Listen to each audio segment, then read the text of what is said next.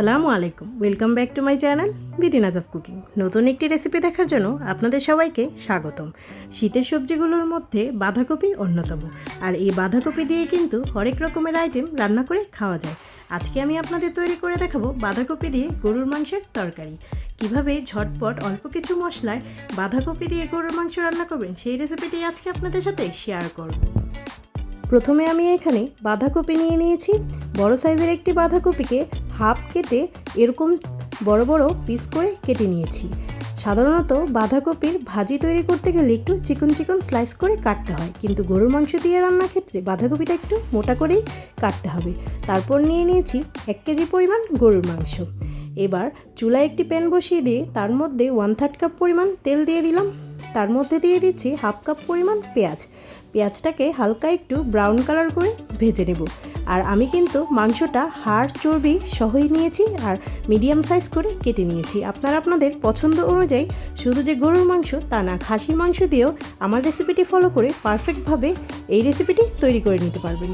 এখন পেঁয়াজগুলোর মধ্যে 3টি এলাচ, 3 টুকরো দারচিনি দিয়ে দিলাম। দিয়ে ভালোভাবে একটু তেলের মধ্যে ভেজে নেব। তারপর এর মধ্যে দিয়ে দেব হাফ টেবিল চামচ পরিমাণ রসুন বাটা, আর দিয়ে দিচ্ছি 1.5 টেবিল চামচ পরিমাণ আদা বাটা। আমরা ঠিক যেমনটি করে গরুর মাংস রান্না করে থাকি, ঠিক তেমনটি করেই বাঁধাকপি দিয়েও গরুর মাংসটি রান্না করা যায়। এ পর্যায়ে এর মধ্যে দিয়ে দিলাম 2 টেবিল চামচ পরিমাণ লাল মরিচের গুঁড়ো। ঝালটা আপনারা আপনাদের টেস্ট বার অনুযায়ী দিবেন। তারপর এর মধ্যে 1 টেবিল চামচ পরিমাণ হলুদের গুঁড়ো দিয়ে দেব।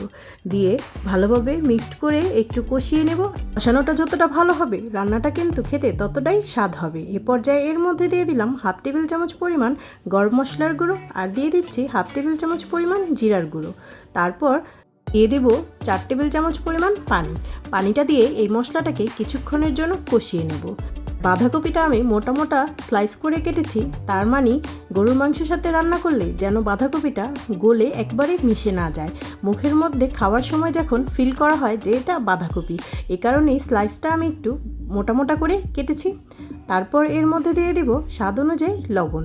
লবণটা দিয়ে ভালোভাবে নেড়েচেড়ে মিক্সড করে নেব। এরই মাঝে কিন্তু আমার কষানোটা একেবারে হয়ে গেছে। দেখুন তেলটা উপরে ভেসে আসছে। এই পর্যায়ে বুঝতে হবে কষানোটা একেবারে পারফেক্ট হয়েছে।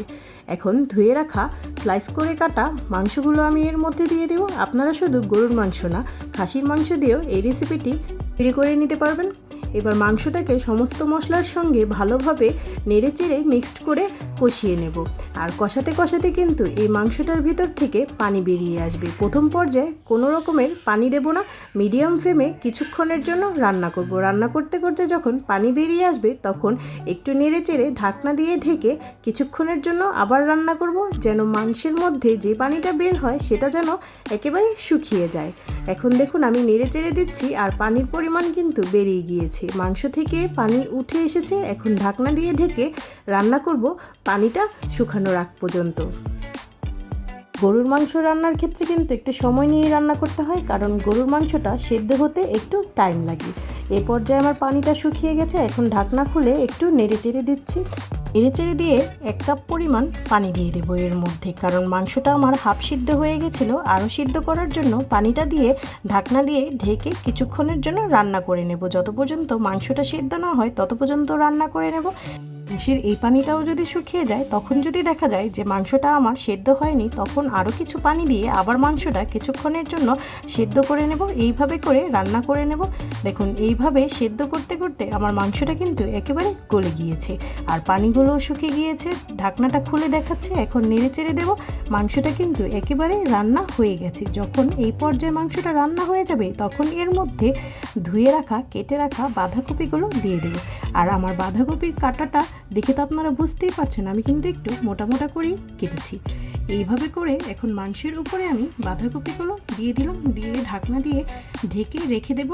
আস্তে আস্তে যখন বাঁধাকপিগুলো নরম হতে থাকবে তখন কিন্তু বাঁধাকপিগুলো একবারে পাত্রের নিচে চলে যাবে। এখন দেখে মনে হচ্ছে যে পাত্রের উপরে বাঁধাকপি দিয়ে ভরপুর হয়ে গেছে, কিন্তু বাঁধাকপিটা সেদ্ধ হলে কিন্তু কমে যায়।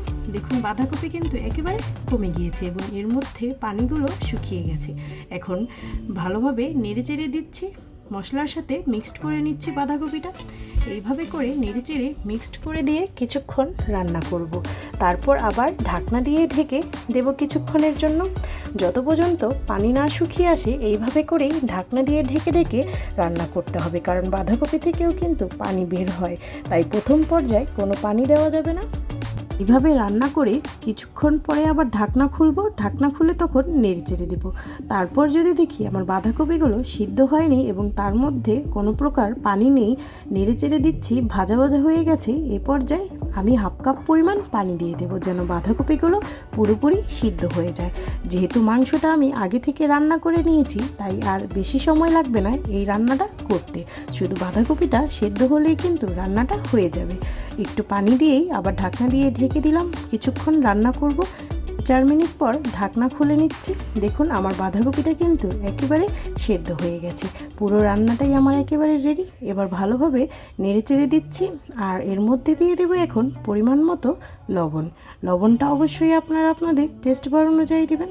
এখন দিয়ে দিলাম 1 টেবিল চামচ পরিমাণ গরম মশলার গুঁড়ো, আর রান্নাটা শেষেই এই মশলাগুলো দিতে হবে। আর দিয়ে দিচ্ছি 1 টেবিল চামচ পরিমাণ জিরার গুঁড়ো, আর জিরার গুঁড়োটা আমি মিক্সড করছি না, উপর থেকে এইভাবে ছিটিয়ে ছিটিয়ে দিচ্ছি। আপনারা চাইলে একটু ঝোল ঝোল রাখতে পারেন, তবে মাখা মাখা হলে কিন্তু এই বাঁধাকপি দিয়ে গরুর মাংস গরম গরম ভাতের সাথে খেতে কিন্তু খুবই দারুণ লাগে। রান্নাটা আমার রেডি। উপর থেকে জিরা দেওয়ার কারণে কিন্তু কালারটা দেখতে খুবই দারুণ লাগছে। এখন একটি সার্ভিং ডিশে ঢেলে নিলাম।